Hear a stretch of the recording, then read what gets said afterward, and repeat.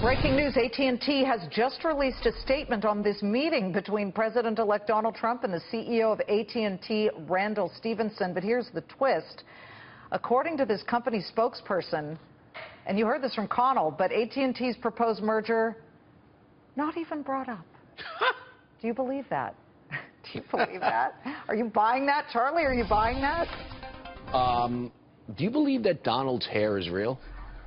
Yeah, I actually do. I'm not saying the color, but the hair is real. Oh, is the color real? Do you believe in Santa Claus? Well... Do you believe in the Tooth Fairy? Oh, listen, I'm the queen of believing in the Tooth Fairy. Fake news. By the way, if there was ever anything that could be described as fake news, it's that statement, okay, that's coming out of AT&T. Let's be real clear here. Companies are scheduling meetings with Donald Trump, the CEOs of companies like Randall Stephenson, and the story we broke yesterday with the heads of Bayer, Monsanto, Walter Baumann, and Hugh Grant, not because they want to just hang around with the president. They have reasons to do it. The two guys yesterday that went in there, the Bayer Monsanto CEOs, have a merger that they want to get through the Trump administration's antitrust division. And now AT&T has a merger or an acquisition it needs to get through the Trump administration's antitrust division with Time Warner. Complicating that is that Donald Trump is at war with Time Warner's CNN subsidiary. But he's so comfortable with business leaders. Does he listen to Randall Stephenson on a one-on-one, very rational basis, or does he listen to Steve Bannon and his other advisors who don't want this to go through? Steve Bannon's a fairly rational guy, just so you know. I mean, he's more of a political guy, and he's not even fairly rational. He's very rational. He's a smart, tough guy. Steve Bannon is the reason why Donald Trump got elected, basically, just so you know. Some people say Kellyanne Conway. I think it was Steve and and I think they worked together, but I think Steve kind of strategized where to campaign at the end, and those three states. His competitive site, Breitbart, competes arguably with CNN. Nah.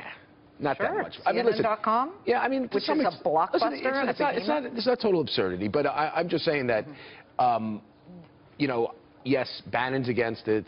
Priebus is against it. Reince, apparently for his chief of staff.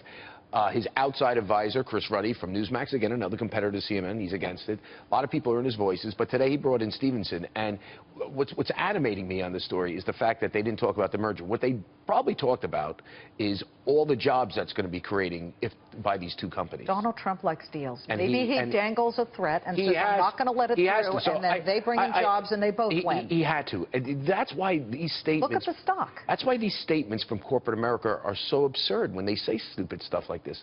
Okay, he might not have said, please, Mr. Trump, approve our merger. What he probably said was, here's how great our company is. Here's the type of jobs we're going to create. Here's what I can do. And by the way, with Time Warner, we plan on doing X, Y, and Z. And here's how much more jobs we can create, how much more money we can produce, how many more taxes. So that's what the market is saying, and that's the reality. This is baloney, what he's saying. This is fake news. So the real question is this, though, and I'll tell you, this gets back to the central point on all these CEO meetings. Should a president be dealing in mergers? Well, you and I have what do you think? Very similar opinions on this. What do you think about that? I do not. I think that the FCC and those types of proposals and organizations are the ones that deal with this and look at it from strictly a competitive for consumer issue. I can't remember the last time a CEO was involved in... You mean a president? A president with CEOs involved at this granular level on deals. This is like, we're in uncharted territory. I'm not saying it's bad. I'm just saying it raises some interesting ethical decisions. By the way, Jeff Sessions, as we pointed out the other day, said you're not supposed to be making decisions on antitrust just based on, you know, whether you hate CNN or not. It's got to be a more broader. And I bet you Stephenson brought that up in a very nice way. Like, here's what why your guy thinks. Yeah. Charlie, thank you very much. Both stocks moving higher on the we didn't talk about the merger news.